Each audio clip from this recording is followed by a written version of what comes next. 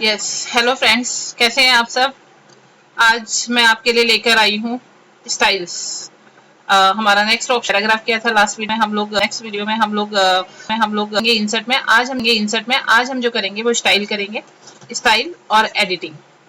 Style के लिए इसका अगर हम यूज सोचें तो इसका यूज ये है कि अगर आपका कोई काम आपका प्रोजेक्ट काफी बड़ा है तो उस प्रोजेक्ट को हम हेडिंग में कन्वर्ट कर सकते हैं और उन हेडिंग्स को हम एक पेज पे रख करके जब भी आप जिस हेडिंग की डिटेल चाहते हैं कंट्रोल के साथ उस पर क्लिक करेंगे तो वो आपकी पूरी डिटेल ओपन करके रख देगा। लाइक अ बुक के अंदर बहुत सारे चैप्टर्स होते हैं और हम उन चैप्टर्स को अगर एक एक करके खोले तो हमारा बहुत टाइम वेस्ट होगा। तो हम लोग जब भी हम बुक उठाते हैं तो हमें जिस चैप्टर के बारे में देखना है कि वो किस पेज में है या उसकी डिटेल क्या है, तो हम सबसे पहले उसका कंटेंट्स देखते हैं जहाँ पे हमें चैप्टर और वो किस पेज पर है वो डिस्क्राइब रहता है। ओके, तो नाउ स्टार्ट। सबसे पहले मैंने एक ही डाटा तैयार किया हुआ है जिसके अंदर मैंने वर्किंग्स को हेडिंग्स में कन्वर्ट किया हुआ है। अभी सिर्फ मैंने एक प्रोफॉर्मा तैयार किया हुआ है जिसके अंदर हमने देखा ये कंप्यूटर कोर्स है, ये मेरा टाइटल है, DIT मेरा हेडिंग 1 है। तो अभी मैंने दिया नहीं है, सिर्फ मैंने एक डाटा तैयार किया है जिसको हम अब यूज करेंगे। कंप्यूटर कोर्स हमारा टाइटल है, तो यहाँ पे देखिए रेडीमेड स्टाइल्स हमारे पास पड़े हुए हैं स्टाइल के अंदर। तो अगर मैं टाइटल करूंगी तो मेरा वो टाइटल आपका रेडी है। DIT पे क्लिक करेंगे, मैंने इसे दिया हेडिंग 1 एंड नेक्स्ट करते हैं। नीचे आते हैं, DIT के बाद हमारे पास आता है डाफा। सिर्फ उसके ऊपर कर्सर रखना है, आपने सिलेक्शन नहीं देना है। हमने इसे दिया हेडिंग 2। आप किसी भी हेडिंग को रिपीट भी कर सकते हैं, ऐसा जरूरी नहीं कि उसे एक ही बार आपने देना है, आप रिपीट कर सकते हैं उसे। ओके, मैं इसे नेक्स्ट पेज में ही ले आई हूँ एंड DADTP है, इसको मैंने दिया हेडिंग 3।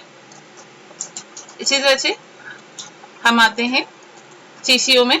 CCO को हम दे रहे हैं हेडिंग 4 एंड इसके बाद हमारे पास आता है इंग्लिश स्पीकिंग, इसको मैंने हेडिंग 5 दिया और नाउ फिनिश। हमारी हेडिंग सारी फिनिश हो चुकी है। तो हेडिंग 5 तक मैंने यहाँ पे आपको सारी हेडिंग्स बना के दे दी। ओके, अब ये तो है हमारे पास सिंपल सा स्टाइल। अगर हम चाहें तो यहाँ पे आपके पास और भी स्टाइल्स होंगे, उन स्टाइल्स को भी आप यूज कर सकते हैं। ठीक है, ये हमारे पास पड़ा हुआ है और यहाँ पे हम जाएंगे, स्टाइल्स को अप्लाई कर सकते हैं डिफरेंट टाइप के। ये भी जो मैं आपको करवा रही हूँ 2016 के अंदर करवा रही हूँ, 2007 के अंदर आपको यहाँ पर स्टाइल्स भी मिलते हैं और आप चाहें तो उनको कलर्स भी चेंज कर सकते हैं। बट यहाँ पर इस चीज के लिए फैसिलिटी आपको जो मिलेगी वो डिजाइन के अंदर थीम में जाके मिलेगी। अगर हम चाहें तो हम इनके कलर्स को चेंज कर सकते हैं। ये देखिए, आप देख भी रहे हैं इनमें इनका कलर चेंज हो रहा है थीम के अंदर। अगर आप चाहेंगे तो इनमें से कोई भी कलर आप यहाँ से यूज कर सकते हैं। ये देखिए जैसे, और इसके अंदर जाके अगर हम चाहें तो यहाँ से कलर्स चेंज कर सकते हैं।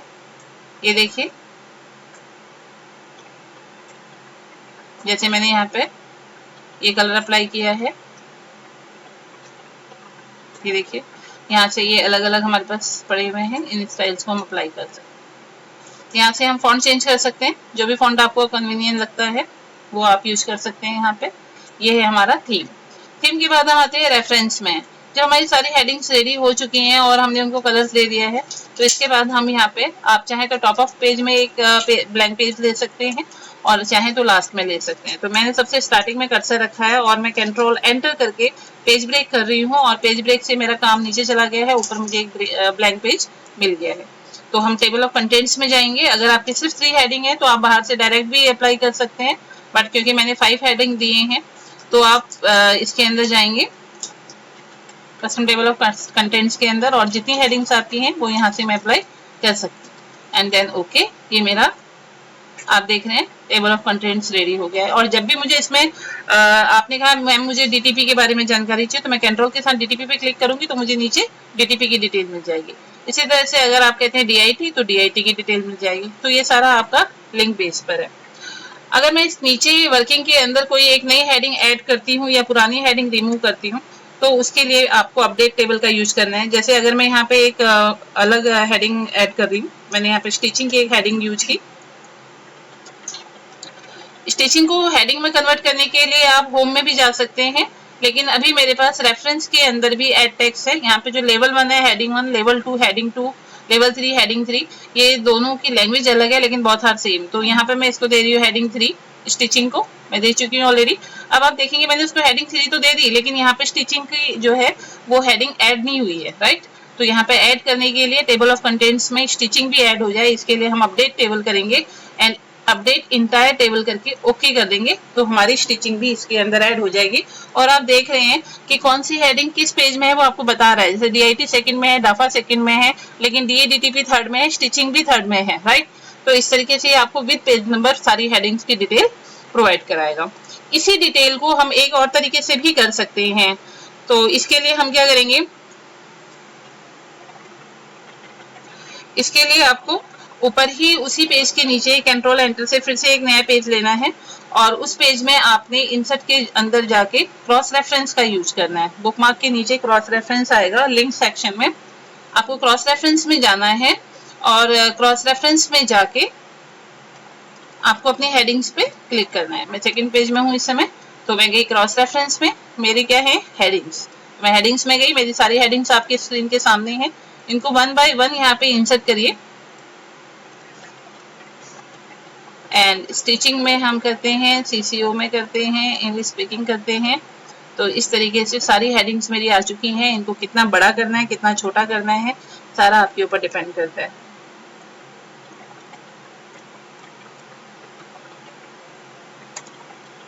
ये देखिए, इनको एंटर करते हुए मैं इनकी एक टेबल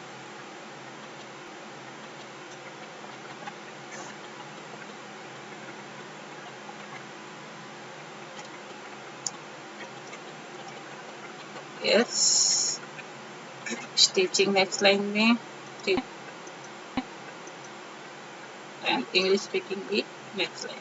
ये देखिए हमारे पास ये रेडी हो चुका है और कंट्रोल के साथ जब भी आप जिस हेडिंग पे भी क्लिक करेंगे उसकी डिटेल आपके सामने ओपन हो जाएगी। ये देखिए, ओके। तो ये था आज का काम। हमने आज किया होम के अंदर स्टाइल्स के बाद हमने किया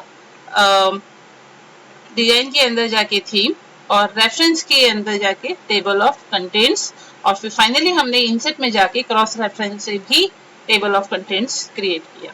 तो ये थी आज की वीडियो। अगर आपको किसी तरह का भी कोई डाउट होता है तो आप मुझे कमेंट बॉक्स में डाल सकते हैं और मैं उसका कोशिश करूंगी कि अच्छे से आपको जो रिस्पॉन्स दूं। और आज के लिए यही है। Thank you so much.